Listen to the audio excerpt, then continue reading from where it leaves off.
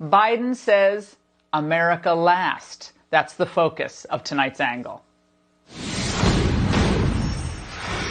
70% of Republicans feel like the presidential election was neither free nor fair, according to a new Morning Consult political poll. Now, of that group, 78% believe mass mail-in voting led to widespread fraud. 72% of that group think the ballots were tampered with. But nevertheless, Biden is pretending that the election has been certified and that all legal challenges have been resolved. He isn't committed to addressing voting irregularities or restoring faith in our elections, but he is committed to restoring the world's faith in America as essentially a blank check. I'm letting him know that America's back. We're going to be back in the game. It's not American alone. Number one, I've had the opportunity to speak with now 6 world leaders. The reception and welcome we've gotten around the world from our allies and our friends has been real. So I feel confident that.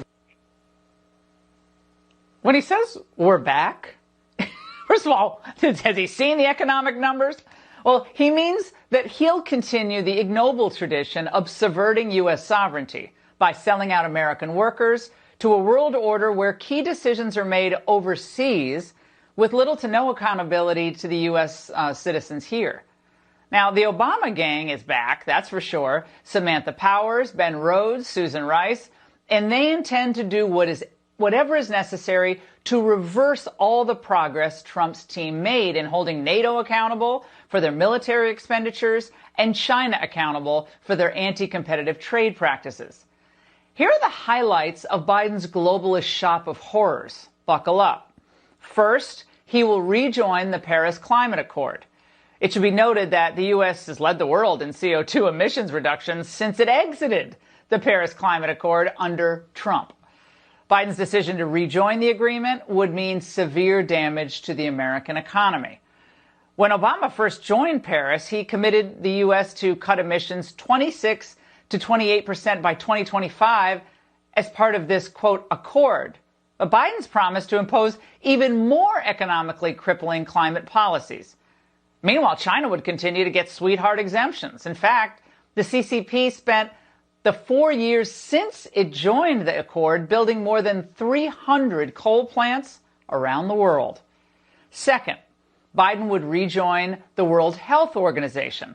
Now, after the fiasco with the WHO's work on the virus, Trump was right to put the relationship on ice.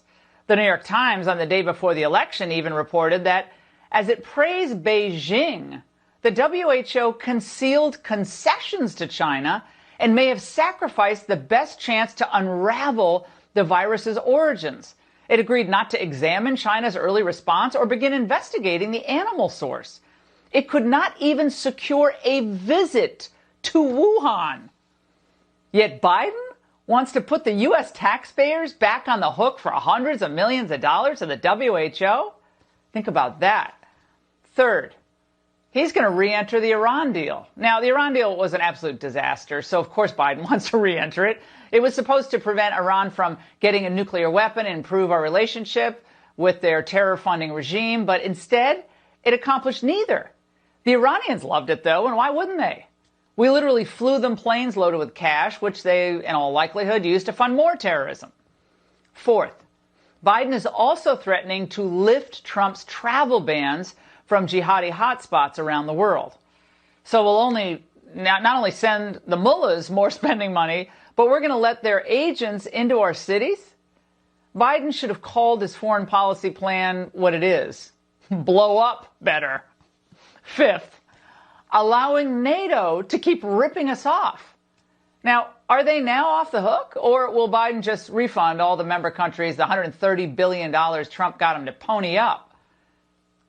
My friends, Europe loves a compliant United States, so of course they love Clinton and Obama. Except for Thatcher and John Paul II, Europe didn't like Reagan because he didn't take orders from them. They've pretty much hated every Republican president for the past 50 years or so? Brussels loves weak U.S. presidents because it means international pressure will work, even if it means a lower standard of living for average Americans as a result. The EU is already salivating over what a Biden presidency means for the WTO, too. French Trade Minister Franck Riester is already making bold requests of Biden. The AP reports that Riester had another request of Biden to approve the appointment of Nigeria's former finance minister as the WTO's next director general. We know that today the United States is blocking her nomination, even though there is a large consensus among all the other states. The WTO is paralyzed. We need to give its strength back, he said. Well, of course, China is ecstatic about this as well, knowing that under Biden, it will be able to run the table on trade with no roadblocks, weak oversight, and no tariffs. After all, Biden spent his entire political career kowtowing to Beijing. A lot of people think that allowing China into the World Trade Organization, which he supported, extending most favored nation status to China, which you supported, allowed China to take advantage of the United States. You think in retrospect that you were naive about China? No. Here's the thing. In the context of that, we want China to grow. Well, Biden will be a weak president because he'll apologize for America. Our racism, our Second Amendment, our gas-guzzling vehicles, our violence. Is that what America thought it was getting by voting for him? Most probably didn't think much about foreign policy at all, which is unfortunate. In Trump, we have a president who will always put America's interests first, period. But Biden, like Obama before him, is embarrassed by the very idea of American exceptionalism. Remember, if you think America is systemically racist, how can America be exceptional? Answer, it can't.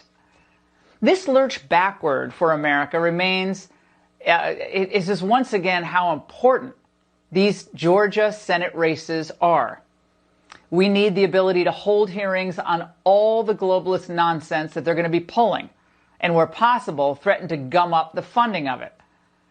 And just for the record, despite the president-elect backdrop and media shout-outs, the final state tallies are not yet in, and President Trump has yet to concede anything.